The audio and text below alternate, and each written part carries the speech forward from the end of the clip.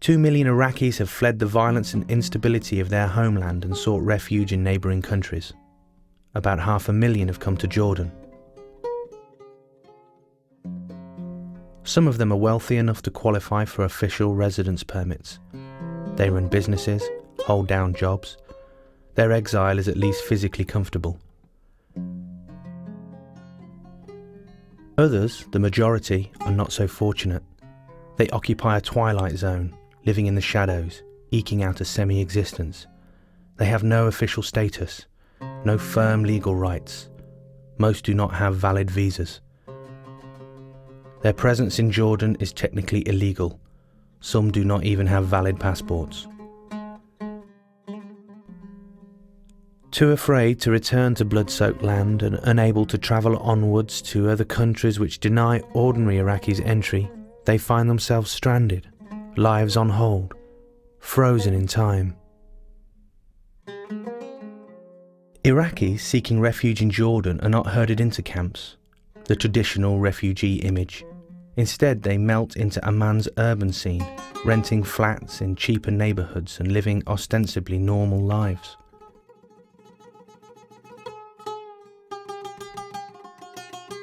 You can find asylum seekers with small, tidy houses, satellite television, perhaps jobs.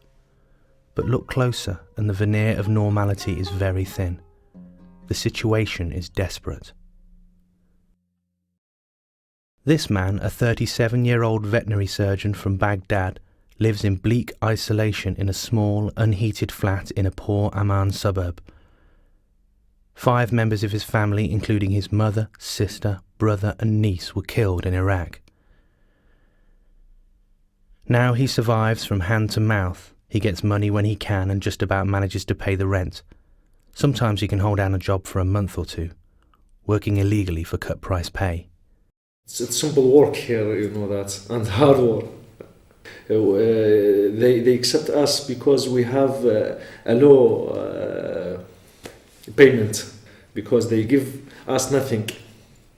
It's little, but enough to me to live, to have. Do you know, in this room, I have to work 4 years to have a television and satellite. 4 years. Do you know that? I can't do more than this to get that. And my work is temporary, you know. As the years pass and conditions in exile worsen, hope for a better future gives way to despair. I told her from my heart. In my age, it's difficult to me to have a good life after this. I lost my job. I lost my future. I lost my family. I lost my work. What I have? Nothing.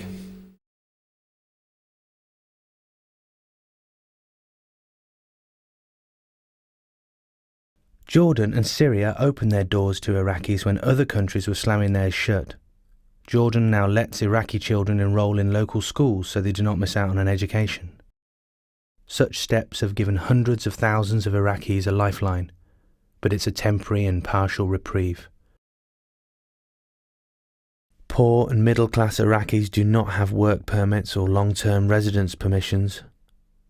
Without work, they are condemned to poverty and dependence on handouts. Without valid visas, they can be deported at any time, for any reason, sent back to Iraq. Some have been pushed over the border, back into the country they ran from in fear. Their fates are unknown. Most Iraqis fled their homes out of fear, but fear is the only thing they have not been able to escape. Although physical dangers may have largely been left behind, Iraqis in Jordan are still afraid of the police, of each other, of the past, and of the future. In a form of self-defense, many choose to fade away from sight. I found that the best way to live here in Jordan, for me, is to be invisible. Invisible, and unseenable means invisible. If you can do such things, to be invisible, it's okay. it will be, it's a little bit, it means a little bit safe for them to be visible. It is thought, it is the saying of my way of life here in Jordan, to be invisible, unknown, unseen, unrecognized. It's better, it's safe for them to be at the head. This refugee, married with a 3-year-old daughter, has moved from house to house, struggling to afford rising rents and electricity bills, struggling to stay warm through bitterly cold Middle Eastern winters. For food and heat they are dependent on monthly payments from the UNHCR, the United Nations High Commission for Refugees. They have been exiled in Jordan for years, waiting for an opportunity to climb out of the hole they are trapped in, waiting for someone to give them a chance. It's not a matter of month or a year or a limit of time. It's a matter of your life, my life. It's better, to lessen the suffering. Of course, there are some happiness from time to time with my wife, with my little daughter, sometimes with the sun. If the sun rises, if the sun rises and there's warm, of course it is good. If there is no harassment or troubles with the local neighbors, if I can forget for a little while the threats, of course.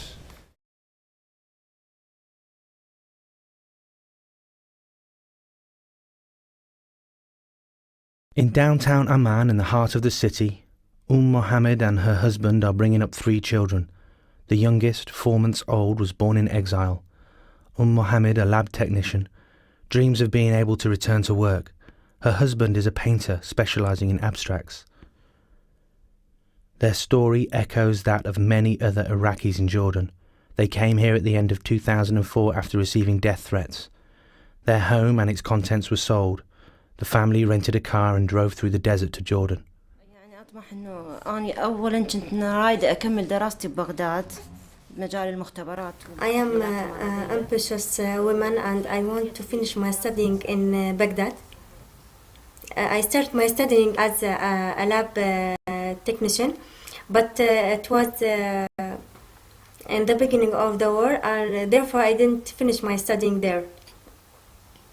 I want to finish my studying. And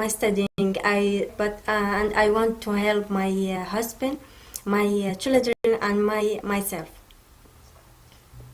I like my job, and I don't like to stay home and spend my life at home. I want to find a job, and I find myself when I work, not at home. Mohammed and her family want to return to their lives in Iraq, but say it's still too dangerous. They will wait until there is a guarantee of security for their children.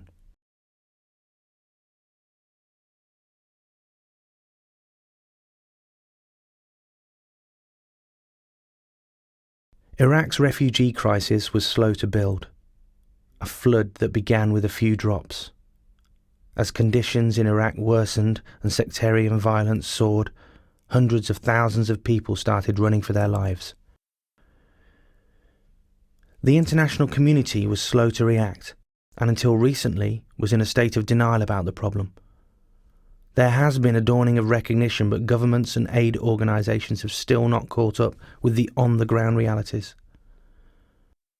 The United Nations High Commission for Refugees, the UNHCR, has headed relief efforts, working to get basic humanitarian assistance to the most needy. There have been successes. From offering practically no help in 2006, it now supports food distribution, education, psychological counselling and emergency cash handouts. There have been a growing number of resettlements, with a few thousand refugees, a tiny minority, sent to begin new lives in Europe and the US. Just 1% of Iraqis on the UNHCR's books actually get resettled. Emran Reza, the UNHCR's representative in Amman, said all these efforts had done no more than make conditions barely tolerable, and warned the situation would now become more difficult for Iraqis as their savings ran out. There are approximately 500,000 Iraqis who are in Jordan. Not all of them are in need of assistance, but many of them are getting into more and more dire straits because they came with the expectation of spending maybe 6 months, 9 months, a year maximum over here, and came with some resources. But they have run out of those resources, they're running out of those resources. Their situation is becoming much more desperate. They don't have the means of sustaining their families over here. They need assistance. And unfortunately, what we're seeing is a lot of them are barely managing. They need our assistance, and what they really don't have at the moment, when you talk to them, is hope. They really do not see where their future is lying right now. There's a very high level of despair amongst them. At the start of 2008, there was increasing talk of Iraqi refugees returning. Some families have left Syria and gone back, but those in Jordan are not willing to leave until their security in Iraq is assured. A real danger is that the international community will not follow through on last year's relief efforts. But at the moment, our real challenge, I think, is to try and keep a focus on the humanitarian element of this, the crisis, to consolidate, in a sense, what we managed to achieve in 2007. And it's something that is not going to be dealt with just in a few months. So while we have had a bit of a spotlight in 2007, which was extremely important in trying to enable us to set in programs that show to the host country, Syria and Jordan in particular, that there is something that can be done, that the burden can be shared. It's not something that you do just for a few months. This is a medium-term situation that we have to look at, and that we've managed to build something, but it hasn't really got to the point where it's really assisting those people that have needs. And again, I can't overemphasize how much people are running out of resources. So the situation is getting, in fact, more difficult rather than easier now.